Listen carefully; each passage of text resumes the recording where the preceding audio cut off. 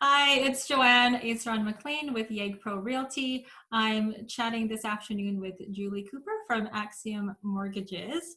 And what we wanted to do is hopefully answer some questions, if you had any, regarding the lending world at this time. So, hey, Julie, how are you? I'm good. How are you, Joe? I'm really good, thank Oh, you. good.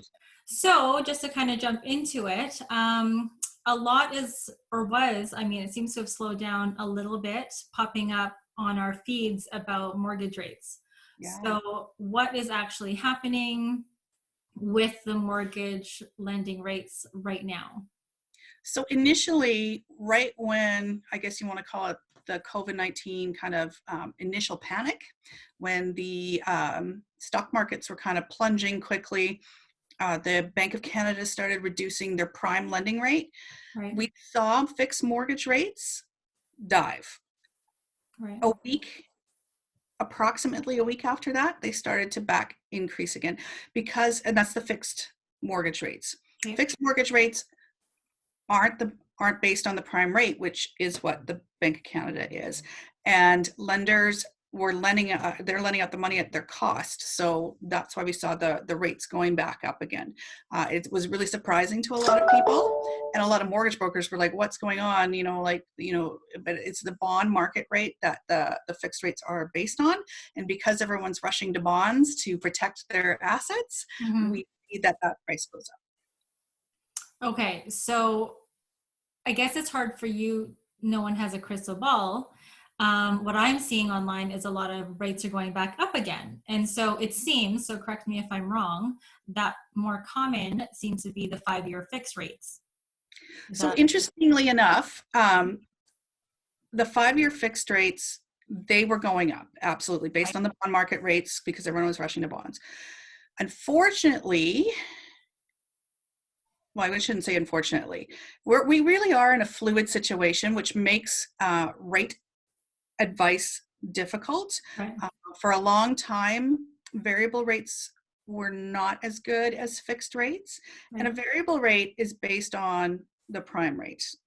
Prime rate right now is 2.45%, which is much better than your average fixed rate, which is anywhere from 2.8 to 3.2, depending on what kind of mortgage you have, which is a whole other discussion Yeah. for a non-COVID situation. But now, because variable rates are at 2.45%, it could be that a variable rate is better to go with because we have lenders that are at prime plus zero point 0.2 for a variable rate mortgage. Okay, if you're going to get a new one, so that would make your mortgage 2.65% instead of, if you had to be on the higher range of 3.2, that's a much better spread. That maybe if variable rates went up, you still would be winning and saving interest over the long run.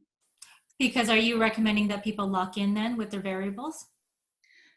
Well, locking into a variable means that now you're locking in at today's best fixed rate. So that's never really a reason to go into a variable. That's usually a discussion that I have with people when they want a variable rate mortgage, that if they are entering into a variable rate mortgage, they're in it for the 5 years. They have to, that has to be their Oh, okay. mindset.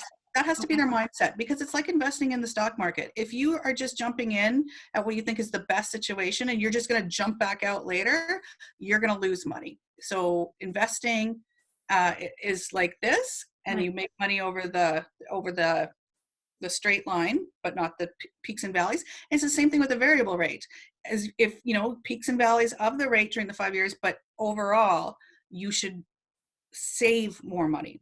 People will say, oh, I'll take that 2.65 now, and then when rates go up, I'll just lock it in. Well, you're not locking in at 2.65. You're locking in at whatever today's best rate is. And if rates are going up, it's probably way more than it would have been if you went with a fixed rate to begin with. So people, if they're going in for a variable rate, should ask themselves, can I sleep at night if I hear that there's going to be a rate increase? Right. And if they can't, then they should not be in a variable rate mortgage to begin with. We should be looking for their best fixed rate mortgage. And then that's how they sleep at night, is knowing nothing's going to change over 5 years for me. This is my best situation. So is that why it does seem like more people are doing the fixed rates just for peace of mind, really, and not having to watch the market all the time? Well, Up until COVID, yes. Like right now, we're just really in kind of a, it was, if you could look at what variable rates were compared to what your fixed rate was, Right. the risk of coming out ahead with a variable wasn't very good. So people could take that fixed. There's other reasons to go into a variable rate. I don't want to get too stuck on that, For but sure. I think what the situation is for your question is that everyone was hearing about rates are going down so low, yet their rate isn't. What they're Right. hearing is the Bank of Canada has reduced the prime lending rate. And that's different from then fixed rate mortgages, which are based on bond markets. And when the bank is reducing prime lending rates, it's to stimulate spending and to hope people go out and buy things because money is cheaper. The reason why they have to do that sometimes is because the economy is tanking. And in this case, the market is crashing. So people are taking their money out of the market and putting it into something safer like bonds. So bond markets are up. That's why fixed rates are going up. Okay, so thank you for that, because I think that does, for a lot of people, I think I always use the term "talk to me like I'm five." Okay. And Yeah. right, and Right. Yeah. and sometimes it's tricky to kind of navigate. And I mean, I'm somewhat in that world, but I'm also a customer and trying Mhm. to figure out, so that was a good way of explaining that. One thing that I kind of keep seeing popping up too is about deferring mortgages. Did you want to speak to that a little bit and what it actually means when you're Okay. deferring your So payments? there's a lot of panic because what happened was, unfortunately, and this is, as you know, unseen territory. So everyone's been trying to respond as quickly as they can, and then they find out, things will change a little bit. So the banks were trying to reassure everybody right off the hop, don't worry, we're going to defer your payments. No one's going to end up homeless, because that was a real concern. All of a sudden, there was going to be a huge panic. What happened then is everybody called the bank and said, great, defer my mortgage. So you have to qualify for it. You have to show that you're in a position that you will benefit from deferring your mortgage payment. And the banks do really want to work with you. If you are in a position that you really need to defer your payment, then absolutely, we should be looking at deferring your payment for you up to 6 months, because that can mean the difference between sinking or swimming. Mm-hmm. Right. However, if you can still make your payment, you should, because when you defer your payment, that doesn't mean it's forgiven. It doesn't mean you don't have to make that payment again. And they're not forgiving the interest on it either. So the interest is accruing, and now you're paying interest on interest, and it's going to be much more expensive for you in the long run. I'm also hearing from different lenders, depending on what their policy is and what that person's issue is. Some of them are going to want them to make double payments later. Now, that hasn't been something I've specifically spoken to anybody about or seen from their lender. I feel it was probably a situation from the beginning still, when everybody was still panicking and trying to figure things out. Right. Even if your bank isn't willing to help you, for instance, if you have an insured mortgage through CMHC or Genworth or Canada Guarantee, those are the three main insurers in Canada, they are working with you outside of the lender to make sure that they have a program that's going to benefit you. So always start with your lender first, and if your lender can't help you, then you call either whatever your insurer is, if you don't have a mortgage broker. And this is why you should have a mortgage broker, because they're the ones that are going to help you navigate that situation. No, absolutely. So if anyone is out there and needing some questions asked or answered, pardon me, because I know I'm seeing too is a lot of people can't get through to their banks because, like you said, everyone is calling. Right. Yeah. So you would be a great resource to at least get those questions answered and see maybe what direction to go. That's right. So, okay, perfect.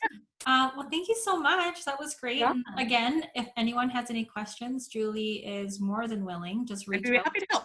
Yes. and we can get you guys connected. So hopefully talk One to you soon. One thing I would like to talk to you about is if you are looking to get your mortgage renewal or your refinance or even buy a new house, the lenders are requiring you now, if you're applying now, not before the big panic of COVID, but now you need to be working. You can't be laid off. So you'd have to defer your purchasing, refinancing, renewal plans until after you are back to work. Okay, another good to know. Yeah. Lots of little different things I think are always Yeah. changing as well. And they are changing. It's very, very fluid. Very, very fluid. Very, like that's like the buzzword. Yes. Fluid and pivot. Yeah. Pivoting and fluid is the big buzzwords. Well, again, thanks, Julie. And if anyone did have any questions for Julie, I can definitely get you connected. Until next time, my dear, I will talk to you soon. Sounds great. Thanks, Joe. Thanks.